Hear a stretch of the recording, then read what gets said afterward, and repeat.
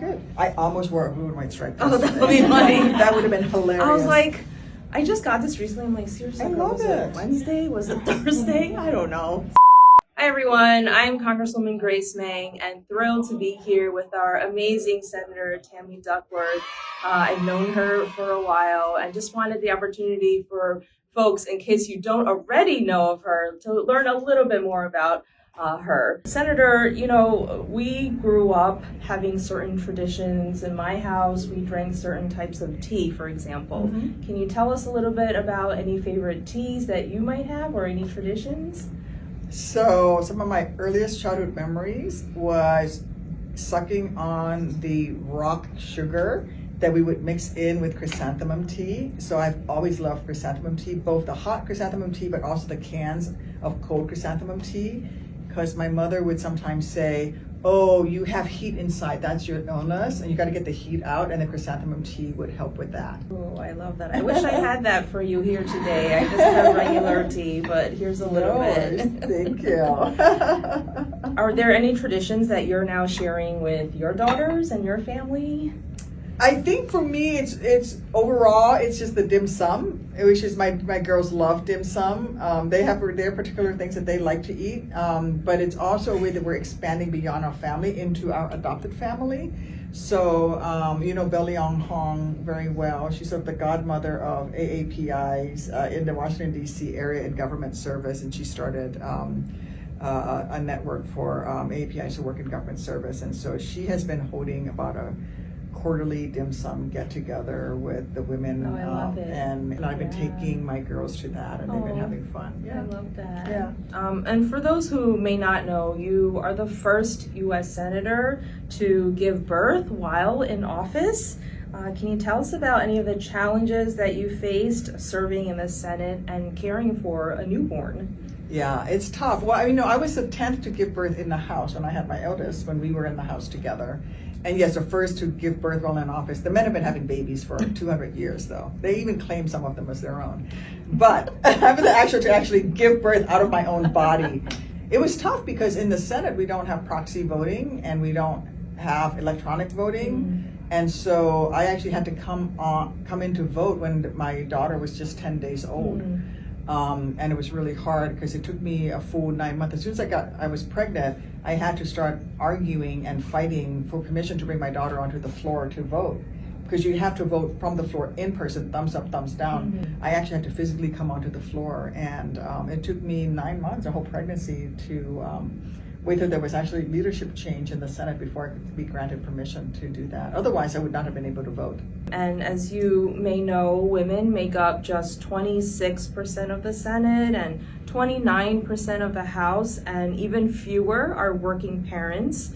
Why is it important that Congress reflects the lived experiences of millions of working parents across the country?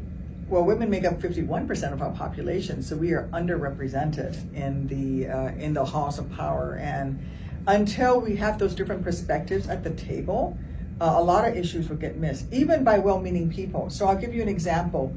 I was in the House, right? We were in the House together, and I had not had my first child yet.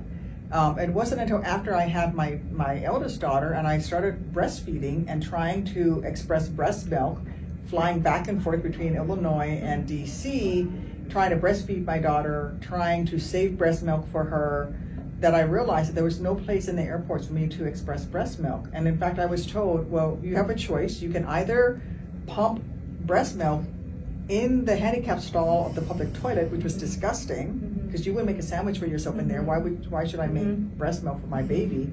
Or you can go plug your breast pump in next to where those guys are charging their phones.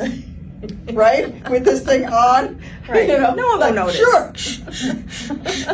Right? Next to where the guys have their phone charged. Well, this is ridiculous. It wasn't until I had that lived experience, even though I was a progressive Democrat and supported breastfeeding, until I lived that experience and realized, holy cow, this doesn't work. And it took us 5 years. We passed a law that now there are lactation rooms at all of the airports in this country. Every time I go by one of those, I tell my eldest daughter, "This is because of you." Wow. I hope moms and babies across the country appreciate what Senator Duckworth has done to help. But it was because I was here and had that experience. That's why we need to get more women, and that's how you support working families, is to have more people who are actively balancing work and jobs. Yeah. All right. And 22% more moms to go. Yes. So as a working mom, I don't know, do you ever feel mom guilt? I do. All the time. As working moms in Congress, it's really tough to be away from our kids during the week. You know, what's your favorite thing to do when you are with your kids again, when you're together? Yeah. So my 7-year-old is a snuggler. So I love snuggling with her, and she loves sleeping with me and taking naps with me. So I love that. But overall, I'm trying to get them out of the house more. And I love kayaking. Off their phones, So I love kayaking and doing outdoorsy stuff. And they actually like going kayaking with me. So my husband takes one kayak with one kid, and I take a kayak with the other kid, and we take the goldfish crackers, and they just feed the ducks and stuff. They don't actually paddle, they just come along for the ride. But it gets them out of the house, and they love feeding the fish and their ducks. That's so such that's a fun. special memory. Yeah.